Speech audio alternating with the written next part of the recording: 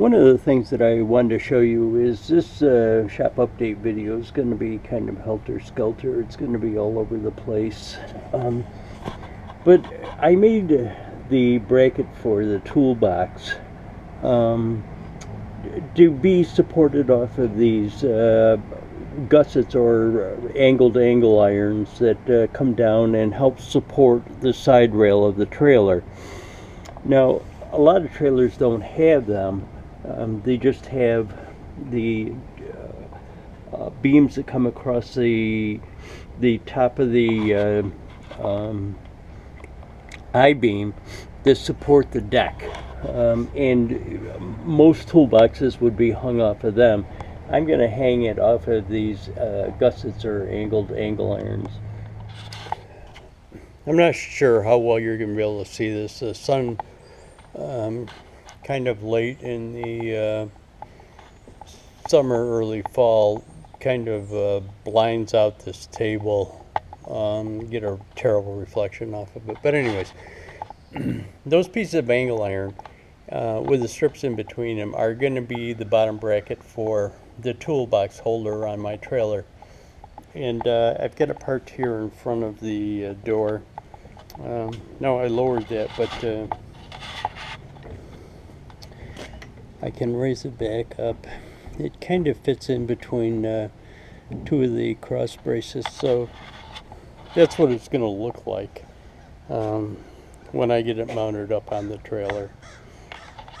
But anyways, I'll bring you back as I do it.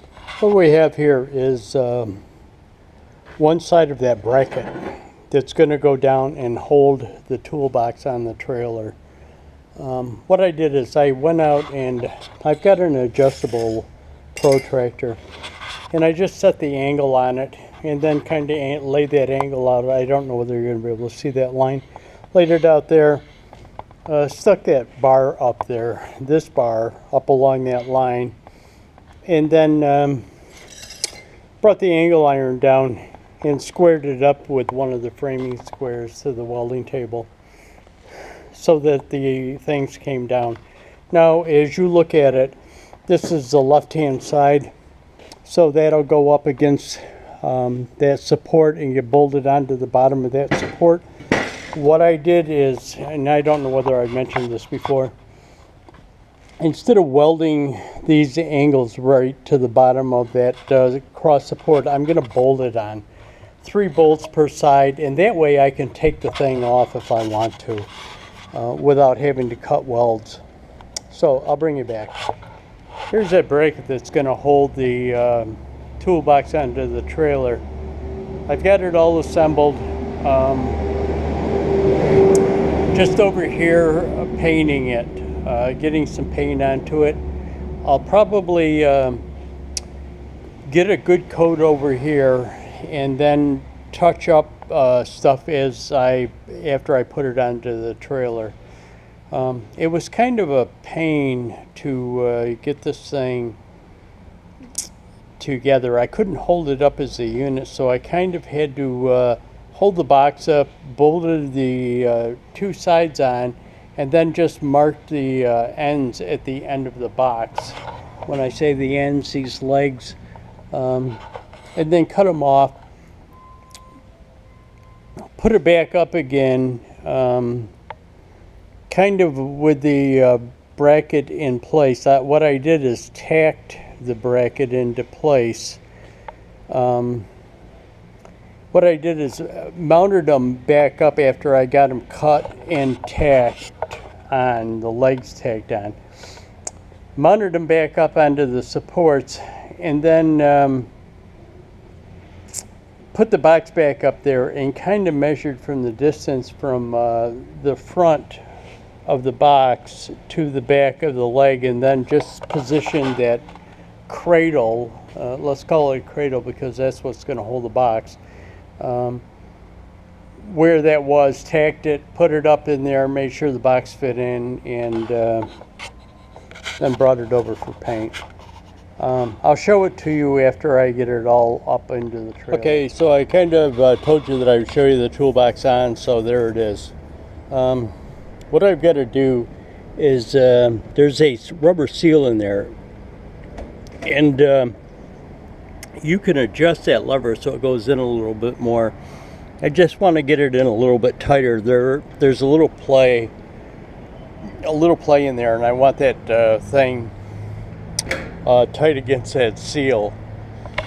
I've just got the trailer out behind the shop, and got to go through it, grease it, check the air pressure in the tires and stuff. I've got to go down and pick up that shaper for Adam Booth on Saturday. So I want to get that trailer prepped, cleaned up and prepped before then.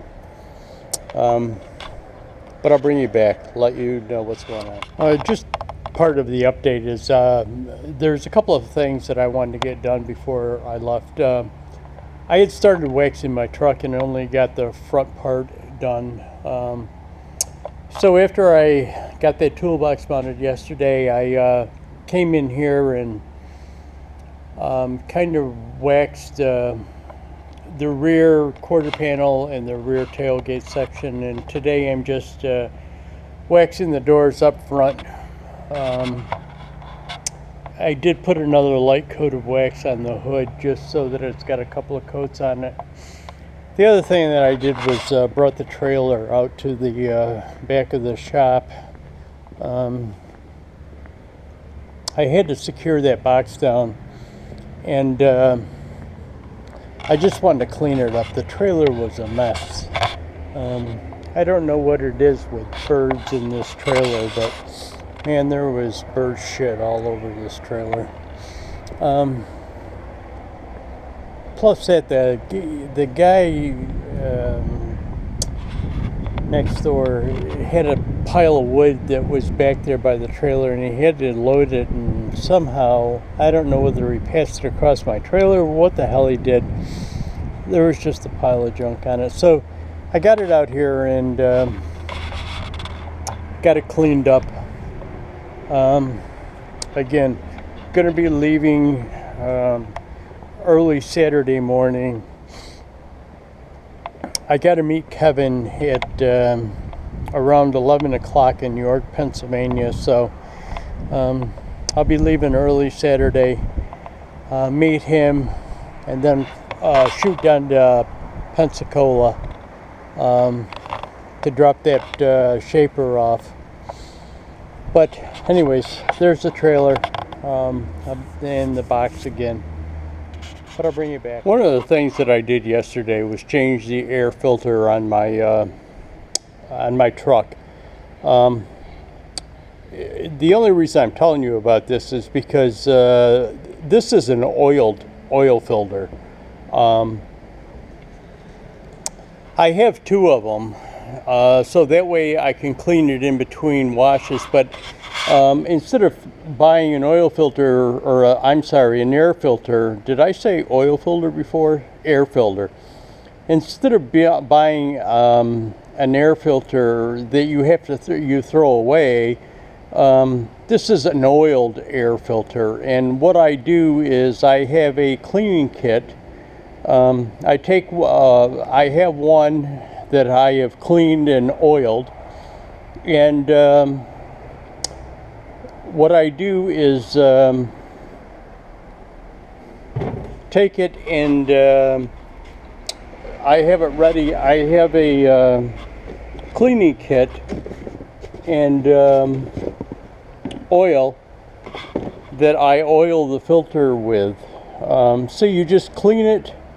What you do is you spray it down with this stuff and then wash it out with water, let it dry, oil it, and then I just put it back in this cardboard box until I'm ready to use it. And then when I'm done with it, or when I need to change it, I just come over here and put the new filter in. Not new, but clean filter back in. I'm not sure how many people actually know that there still exist oiled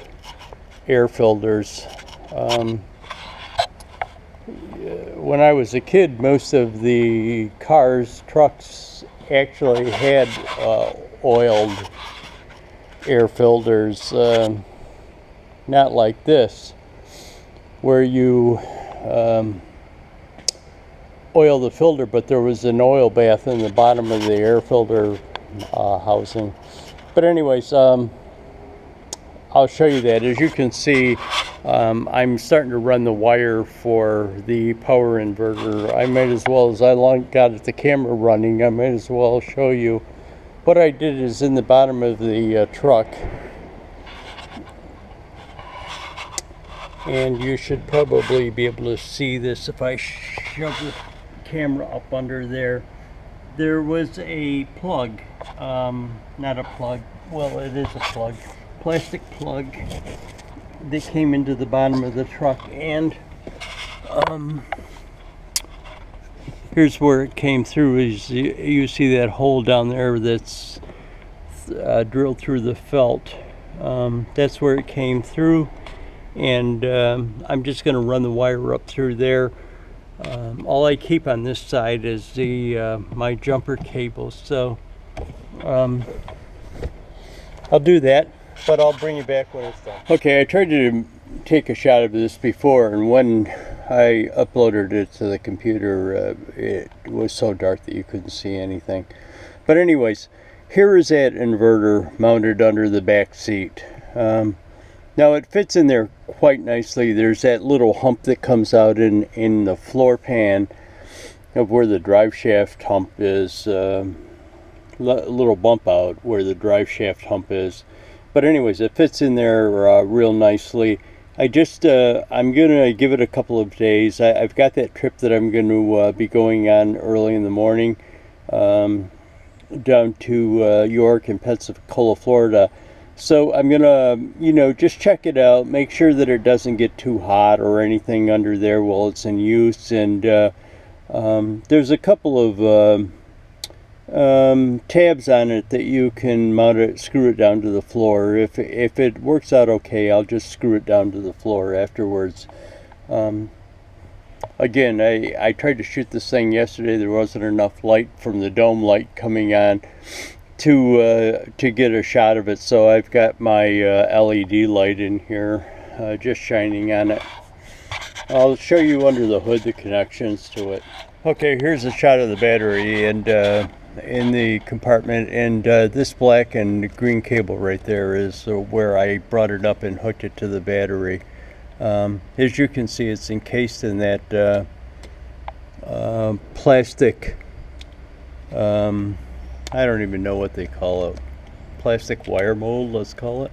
And I ran it all the way down through along the frame rail where there was another wire strung, so I just zip tied it to that other wire. When I went out yesterday and had to take that skid steer down for the guy because he got pulled over for the CDL thing.